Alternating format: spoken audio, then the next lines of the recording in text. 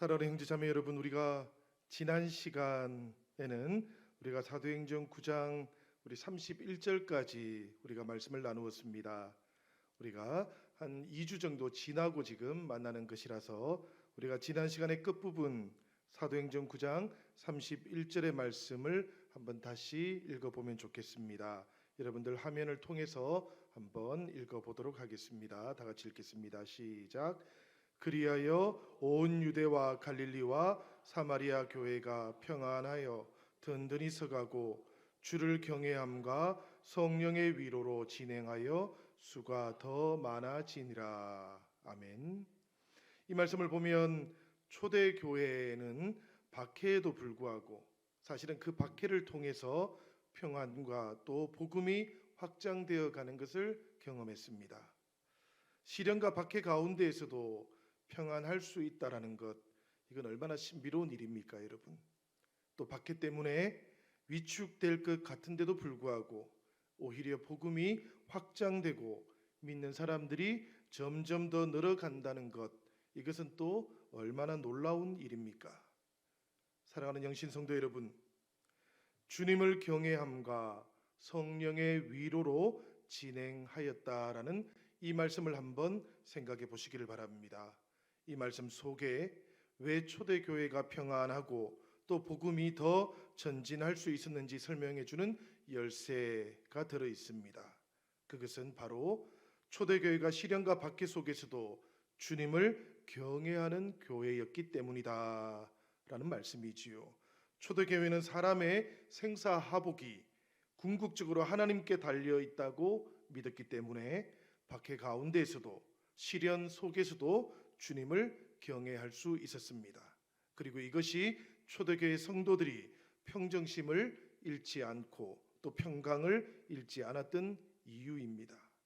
그리고 오늘 말씀을 보니까 성령의 위로와 격려를 통해서 용기를 얻었던 교회였다라고 그렇게 말씀하고 있기도 하지요. 바로 이런 성령의 위로 때문에 초대교회는 어려움이 찾아왔을 때에도 멈추지 않을 수가 있었고 복음이 전진하는 그런 교회가 될 수 있었습니다. 오늘 이 시간 우리가 코로나19 바이러스로부터 성도들을 지키고 또 바이러스의 확산을 막기 위해서 많은 교회들, 우리 영신교회뿐만 아니라 많은 교회들이 모여서 예배 드리는 대신에 영상으로 예배를 드리고 있습니다. 우리 교회도 오늘 수요 예배를 온라인 예배로도 드리고 있습니다. 오늘 교회 회중석에는 우리 교육자들과 직원들 그리고 장로님만 앉아서 예배를 드리고 있습니다. 텅 비어 있는 회중석을 보면서 우리가 언제라도 마음만 먹으면 모여서 예배 드릴 수 있었던 시간이 얼마나 은총의 시간이었던가 하는 것을 새삼 느끼게 됩니다. 한 사람의 기도와 찬송이 모여서 우리 영신 공동체의 기도가 되었고 또 예배가 되었었다라는 것을 다시 한번 느끼게 됩니다. 사랑하는 여러분들과 함께 속히 모여서 다시 모이는 예배를 드릴 때가 오기를 주님의 이름으로 간절히 기도합니다. 예배의 주인이 되시는 하나님께서 그러나 이 시간 온라인으로 예배 드리시는 성도님들의 기도와 찬송, 하나님을 경외하는 마음도 기쁘게 받으실 줄 믿습니다.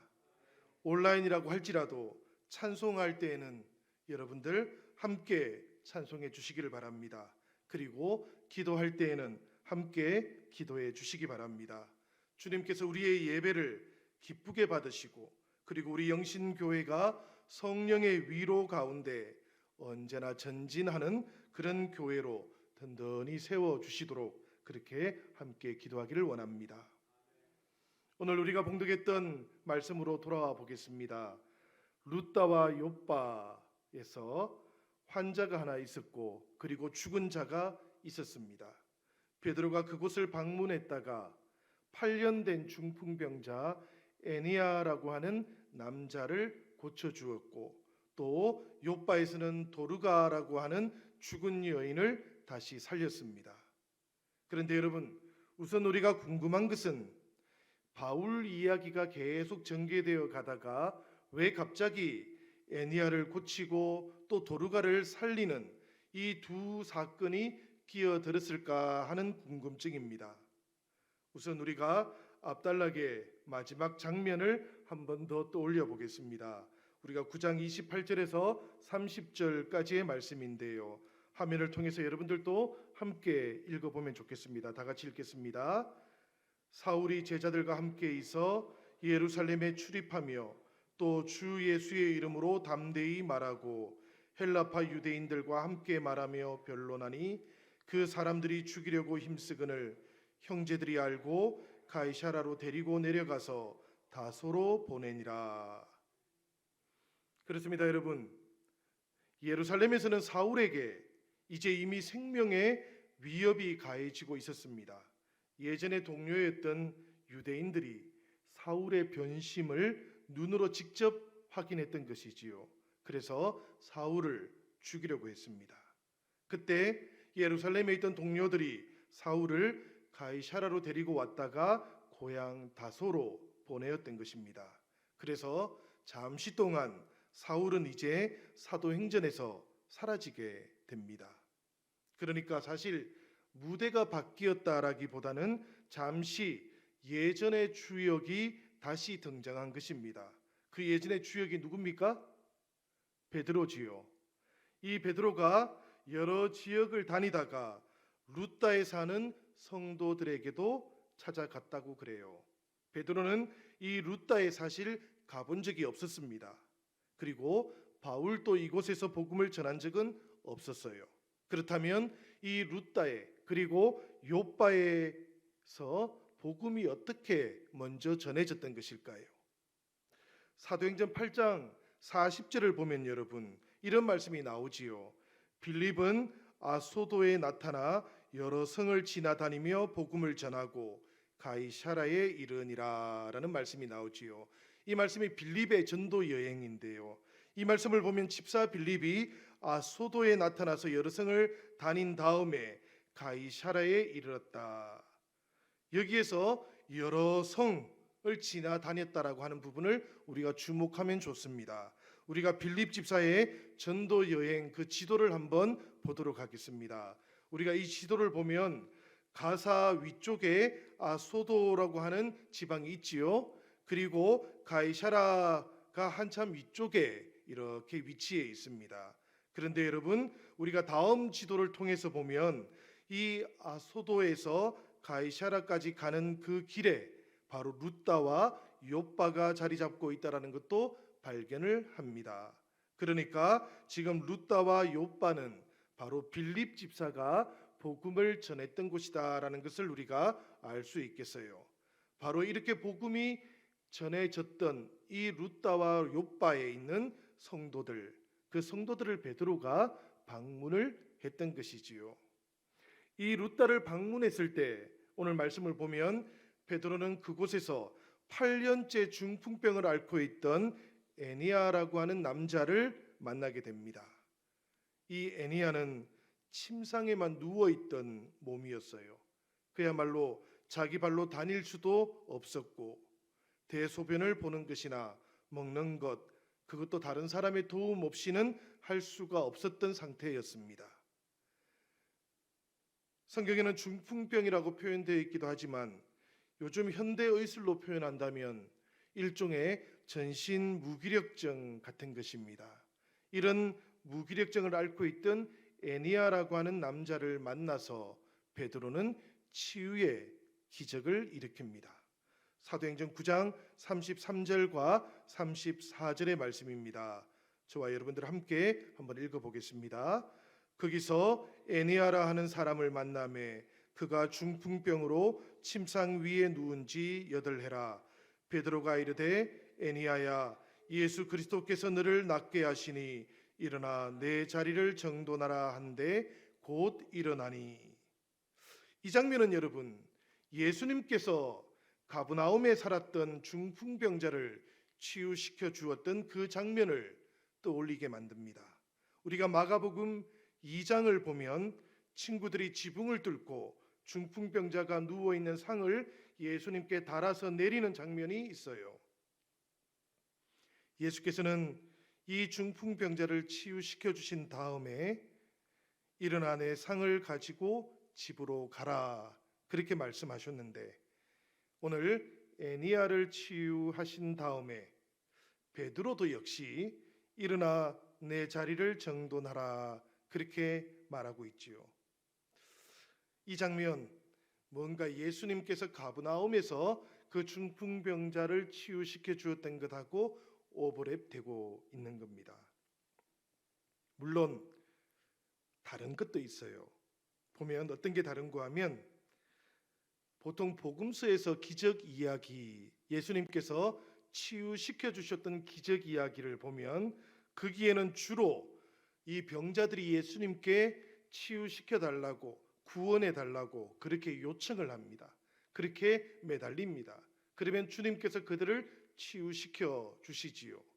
그런데 오늘 애니야의 치유 이야기에는 보면 애니야가 베드로에게 애원하거나 혹은 치유를 청하는 어떤 장면도 나오고 있지를 않습니다.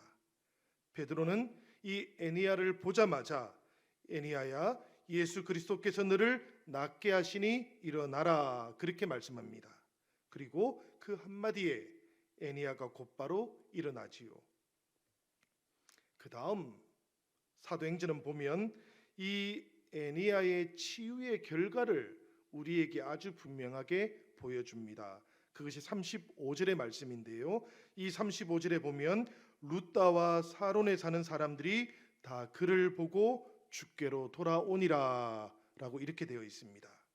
그러니까 이 루다의 치유 기적 이야기를 보면 기적 이야기의 디테일, 세부적인 그런 부분들은 다 생략되어 있다는 것을 우리가 발견합니다. 오직 예수 그리스도께서 고치시고 그 결과로 루다에 사는 사람들과 그 인근 사론 지역에 사는 사람들이 주님께로 돌아오게 되었다라는 그 결과만 강조해 주고 있다는 거예요. 욥바에서 일어났던 기적 이야기는 여기서 한 걸음 더 나아갑니다. 이 욥바에서 다시 살아난 여인의 이름을 우리는 잘 알고 있지요. 이 여인의 이름이 무엇입니까, 여러분? 그렇습니다. 다비다라고 하는 여제자입니다. 사실 다비다는 아람어이고요, 헬라어로는 도르가라고 그렇게 불리기도 했습니다. 그런데 이 다비다는 욥바에서 많은 사람들을 섬기고 구제했던 주님의 여제자라고 합니다. 특히 돌봄이 많이 필요했던 욥바의 홀로 된 여인들을 다비다가 잘 돌봐 주었어요. 그래서 베드로가 욥바에 도착했을 때 다비다로부터 돌봄을 받았던 여인들이 앞다투어 다비다와 함께 지었던 속옷과 겉옷을 내 보이면서 베드로 앞에서 눈물을 흘렸다라고 그렇게 전합니다. 그때 욥바에 도착한 베드로는 이 사람들을 다 내보낸 다음에 무릎을 꿇고 기도를 했다 합니다. 그런 다음에 돌이켜서 시체를 향해서 이렇게 명령을 했어요. 다비다야, 일어나라. 그러자 다비다가 눈을 떴고 베드로를 보고 일어나서 앉았다라고 사도행전 9장 40절은 우리에게 알려줍니다. 여기서 다비다야 일어나라라는 이 말씀은 마가복음 5장 41절에서 예수님께서 하셨던 그 말씀을 또 떠올리게 만듭니다. 무슨 말씀입니까, 여러분? 소녀여 일어나라, 달리다 쿰이라는 말을 떠올리게 하지요. 신약 성경 헬라어로 보면 다비다 아나스테티라고 이렇게 되어 있지만 사실 예수님이나 베드로가 실제 사용했던 아람어를 한번 생각해 보면 예수님은 그때 달리다 쿰이라고 말씀하셨고 베드로는 뭐라고 말했는가 하면 다비다 쿰이라고 그렇게 말했을 겁니다. 예수님과 베드로 사도는 그야말로 한 글자만 다르게 말한 거예요. 어린 소녀를 향해서 달리다야 일어나라 말씀하셨던 것처럼 베드로는 죽은 다비다의 시체를 앞에 두고 주님을 향해서 기도한 다음에 다비다야 일어나라 그렇게 명했던 것이지요. 그리고 나서 눈을 떠 베드로를 바라보고 있던 다비다의 손을 잡아 일으키면서 절망에 빠져 있던 욥바의 여인들에게 이 소생한 다비다를 다시 보여줍니다. 이 욥바의 소생 이야기는 이것이 다합니다, 여러분. 그런 다음에 사도행전 9장 42절은 이 일의 결과를 우리에게 이렇게 알려주고 있어요. 온 욥바 사람이 알고 많은 사람이 주를 믿더라. 성도 여러분, 오늘 이 본문 말씀 속에 나오는 두 가지 치유와 소생 이야기를 우리가 살펴보았습니다. 제가 다비다가 다시 살아난 것을 부활 이야기라고 말씀드리지 않고 소생 이야기라고 부르는 이유가 있습니다. 이 다비다는 지금 베드로를 통해서 다시 살아났지만 그러나 여전히 죽을 목숨으로 다시 소생한 것이지요. 이 다시 살아남은 무덤에서 다시 살아나신 예수님의 부활하고는 엄격하게 보면 다른 것입니다. 이것은 마치 죽은 나사로가 다시 살아났다가 다시 죽게 된 것하고 똑같은 이치입니다. 다비다가 다시 살아나거나 나사로가 다시 살아난 것은 주님의 권능을 드러내는 것이고 주님의 표적을 드러내는 사건이었던 것이지 마지막 때에 일어날 부활이 앞당겨서 일어났던 것은 아니라는 이야기입니다. 여하튼 오늘 말씀 속에 보면 이 치유의 이야기 그리고 소생의 이야기가 나오고 있는데요. 이 두 가지 치유와 소생의 이야기에서 오늘 우리는 이 두 이야기의 공통점을 좀 살펴보려고 합니다. 첫 번째 공통점은 무엇인가 하면 에네아를 치유한 사건으로 사론에 있는 사람들까지 주님께로 돌아오는 생명의 역사가 일어났던 것과 다비다의 소생을 통해서 욥바의 많은 사람들이 주님께로 돌아오는 생명의 역사가 있었다라는 것이 공통점입니다. 이것이 두 가지 사건의 공통점인데요. 우리가 사도행전을 조금 거시적으로 살펴보면 오늘 우리가 나누고 있는 이 본문 말씀은 이렇게 위치를 잡고 있어요. 사도행전 9장부터 11장까지 이어지는 전체 이야기는 어떤 이야기인가 하면 이방인의 사도가 된 사울의 회심 이야기부터 시작하고 그 다음에 첫 번째 이방인 신자가 되는 고넬료 이야기로 마무리가 됩니다. 이 사울의 회심과 고넬료의 회심 그 사이에 무엇이 있는가 하면 바로 오늘 우리가 읽었던 루다와 욥바에서의 치유와 소생 사건을 통해서 국경 지방 사람들의 회심이 소개되고 있는 겁니다. 한마디로 말하면 루다와 사론 그리고 욥바라는 지역에서 일어난 복음의 전진이 대단히 중요하다라는 그런 이야기예요. 이 복음이라는 것이 예루살렘과 유대와 사마리아를 넘어서 이제 국경 지방 사람들 그리고 마침내는 이방인들에게까지 향하기 시작했다라는 것을 이 루다와 욥바에 있던 이 치유와 소생 이야기를 통해서 누가는 그리고 사도행전은 우리에게 보여주려고 하는 것입니다. 또 다른 공통점이 하나 있어요. 또 다른 공통점이 뭔가 하면 루다와 욥바에서의 치유와 소생 사건에서 제가 말씀드린 것처럼 우리는 베드로가 아니라 살아계신 예수님을 자꾸만 보게 된다는 이야기입니다. 제가 아까 말씀드린 것처럼 이 베드로의 치유와 소생 사건에서 우리는 예수님이 이미 공생의 기간 동안 치유시켜 주셨고 또 살려 주셨던 그 모습을 자꾸만 오버랩해서 보고 있다라는 것이죠. 이 루다와 욥바의 치유 사건, 소생 사건이 베드로를 통해서이기는 한데 진실은 주님께서 베드로를 통해서 일하셨다라는 것을 이 성경은 우리에게 알려주고 있는 겁니다. 사실 초대교회와 누가는 그것을 믿었던 거예요. 그리고 이 누가는 그것을 사도행전의 이런 기록 방식을 통해서 성경을 읽는 우리들에게도 베드로가 행한 것이 아니라 사실은 베드로를 통해서 주님께서 행하시는 것이다라고 그렇게 알려주고 싶은 것입니다. 주님께서 복음서에서 중풍병자를 치유시켜 주셨던 것처럼 애니야를 그렇게 치유시켜 주셨고, 주님께서 백부장 야이로의 딸을 살려 주셨듯이 베드로도 그렇게 다비다를 살린 것이다라고 우리에게 알려주는 것이지요. 그러니까 사실은 베드로가 주님을 닮은 모습으로 일하고 있는 것이 아니고, 주님께서 베드로를 통해서 지금 일하고 계시고 역사하고 계시다라는 이야기입니다.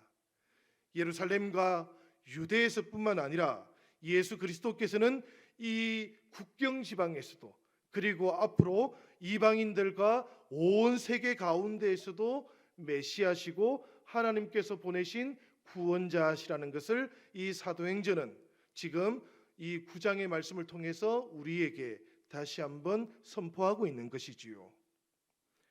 여러분, 룻다와 욥바에서 일어난 치유와 소생 이야기를 우리가 가만히 한번 묵상해 보시기를 바랍니다. 복음이 전진해서 이방으로 향하고, 이것을 위해서 주님께서 성령 안에서 바울과 베드로를 사용하기 시작하셨습니다. 그리고 이제 바울은 다소로 보내었고요, 그리고 베드로를 통해서 국경 지방으로 이동시켜서 이방에 복음을 전하는 사역을 준비하기 시작하셨다라는 이야기입니다.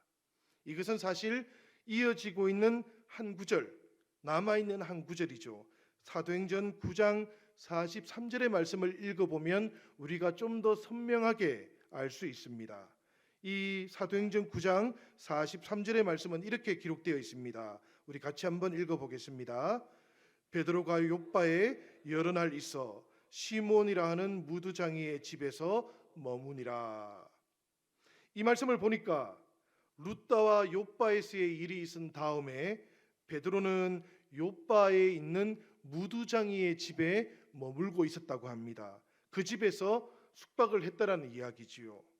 그런데 여러분, 베드로 당시에 무두장이를 우리가 이해하면 이 말씀은 너무나 엄청난 사건이라는 것을 우리가 알게 돼요. 이 베드로 당시의 무두장이들은 죽은 짐승의 시체를 다루는 사람들이었어요. 그래서 무두장이의 집에는 항상 죽은 짐승의 시체가 있었습니다. 이 죽은 짐승으로부터 가죽을 벗겨내고 그 벗긴 가죽으로 제품을 만들던 사람들이 누군가 하면 바로 무두장이들이었어요. 그러니 당연히 그 당시에 이런 직업을 가지고 있던 사람들은 경멸의 대상이었고요, 특별히 정결법을 가지고 있던 유대인들에게는 가까이 해서도 안 되는 그런 사람들이었는데, 그런데 지금 베드로가 가까이 하는 것을 넘어서 심지어는 이 무두장이의 집에서 자고 있었다 그럽니다. 밥도 같이 먹었다는 이야기예요. 이것은 사실 엄청난 사건인 것이지요. 아직까지 예루살렘 교회가 있었고 아직까지 율법에 대해서 분명하게 정리가 되어 있지 않았습니다.